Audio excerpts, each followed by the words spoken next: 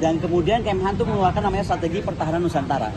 Nah, dengan Mabes TNI itu kita imbangi karena strategi pertahanan Nusantara itu masih sangat inward looking gitu. Tapi kita imbangi menjadi outward looking defense, akan mampu di kawasan, akan mampu di dua samudra, akan punya kapal induk, fighter. Jadi kalau ada apa-apa sama Palestina kita nggak usah cuma teriak-teriak, kita bisa bergerak kayak gitu-gitu lah. Jadi bisa sangat konsisten, terutama untuk pekerjaan Indonesia, apakah kita mengejar kepentingan food and energy security kita ke Kutub Selatan yang bisa jadi hak kita misalnya. Itu semua dilakukan Pak Yudo, malah Dikrek kemarin 51 Pesosok TNI itu menjadi Dikrek yang menurut saya sangat keren karena menghasilkan sebuah final paper bagaimana merubah pertahanan kita menjadi angkatan perang lagi seperti di era Bung Karno. Nah, dari semua yang disampaikan oleh Pak Yudo Margono dan termasuk legacy ini buat saya aneh. Kenapa mesti dipercepat? With all due respect, saya sangat menghargai kalau memang Pak Agus harus jadi Panglima. Kita nggak punya keberatan apapun. Tapi kenapa harus cepat-cepat Presiden melakukan ini? Ini menjadi pertanyaan saya yang kedua kepada Presiden Joko Widodo. Jadi pertama, apakah Presiden ini cawe-cawenya sampai sekian jauh gitu loh? Saya nggak ngerti juga ya. Karena walaupun itu hak beliau, tapi kenapa? Saya perlu tahu. Rakyat mesti tahu kenapa percepatan ini terjadi gitu. Karena kalau dari kepatutan tuh kayaknya kenapa sih gitu, orang tinggal berapa hari lagi juga pensiun gitu, kenapa sih nggak diterusin aja, kecuali Pak Yudo tadi melakukan sesuatu yang salah gitu. Jadi saya sih kalau mendengar tadi berita, saya sebenarnya dengar berita bahwa beliau tuh akan diganti tuh per awal November. Itu saya udah dengar dari 3 minggu lalu. Tapi saya pikir cuma rumors, orang-orang namanya pengen jadi ya pastilah ya. Tapi ternyata ini kejadian dan lebih cepat daripada awal November. Jadi buat saya pertanyakan juga kepada Pak Joko Widodo. Makanya gini lah Pak Presiden, kita supaya hiruk pikuk ini berhenti, supaya people power yang saya khawatirkan nggak terjadi, mendingan Pak Presiden ngundurin diri deh. Jadi enak gitu loh. Jadi kita juga nggak punya suuzon. Nah, bener nggak? Saya ini rakyat ya, kan jadi saya suuzon terus nih. Dia bantuin si Kaisang sampai kemana nih? Bantuin Gibran sampai kemana nih gitu kan? Udahlah biar nggak ada kayak begitu lagi, dan Bapak juga nggak usah pusing makan siang lagi gitu kan? Udah Pak, mundurkan diri aja, jadi enak. Bapak juga mulus, tenang kan?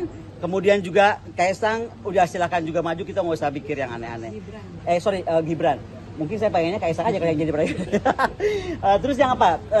Soal sosok Pak Agus sendiri. Nah, sosok Pak Agus kan punya kedekatan nih dengan Pak Jokowi tersendiri. Nah, soal people power tadi, terus juga kekuasaan, ini kan isu yang bergulir terus. Ya. Nah, apakah Mbak Koni ini melihat bahwa ada indikasi atau ancaman itu gitu ketika Pak Agus Saya melihatnya gini ya, bagaimanapun tentara itu manusia yang disempurnakan, apalagi mencapai jenjang seorang panglima dan calon panglima. Saya masih percaya bahwa Pak Agus itu bisa netral. Tetapi sekali lagi, selama presiden itu menjadi panglima tertinggi, bahwa dia mampu mengintervensi bisa. Bisa dong. Contoh gini aja, kenapa MK bisa diintervensi? Ya, apa yang terjadi gitu? Ya kan? Karena Pak di MK itu pamannya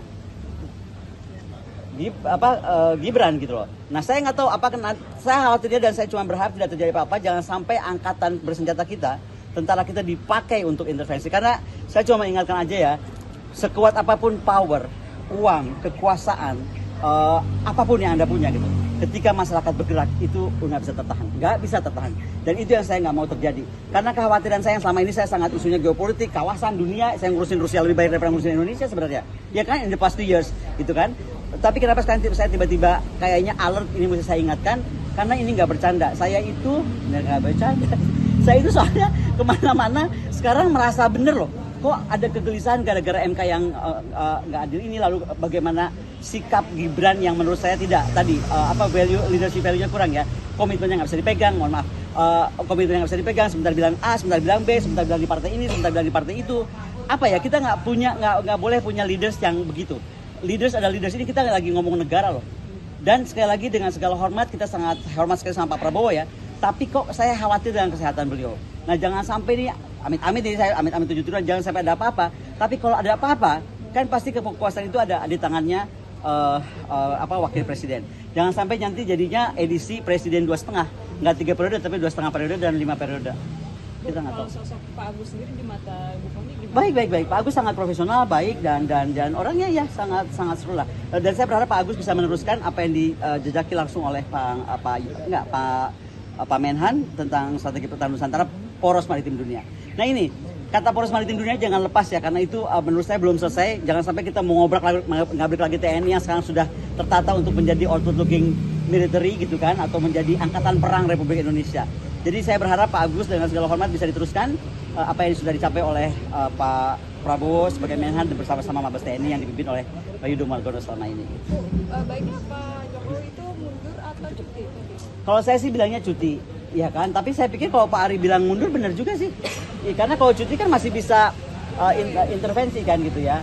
Bukan juga kacau, bisa intervensi. Tapi kalau mengundurkan diri mungkin ya sudah, berarti dia betul-betul kayak putus gitu loh alurnya gitu. Oke? Jadi catatannya itu ya kalau soal posisi Panglima harapannya TNI bisa netral sampai dengan masa Karena TNI kita dari rakyat untuk rakyat. Jadi yang paling utama itu adalah rakyat. Bukan penguasa, bukan uang, bukan kekuasaan, tetapi rakyat. Itu. Dan itu yang membedakan. Dan jangan salah ya, Indonesia ini negara yang lahir dari pergerakan. Dan itu bibit-bibit pergerakan tuh ada. Makanya be very careful dengan gerakan massa. Itu yang saya selalu ingatkan dan kenapa saya harus ingatkan. Makanya saran saya supaya tidak semakin kita terombang-ambing. Ya, ada dua tadi saya kasih pilihan ya. Apakah ganti cawapres? Katanya nggak mungkin. Ya sudah, berarti yang paling mungkin adalah presiden mengundurkan diri. Kalau dibilang nggak ada aturannya ya karena memang juga nggak ada pernah presiden ngajuin anaknya jadi cawapres saat dia menjabat kan. Dan bukan cuma anaknya loh, mantunya jadi gubernur, ini jadi itu, saya udah nggak tahu lagi deh. Gitu. Oke? Ya, saya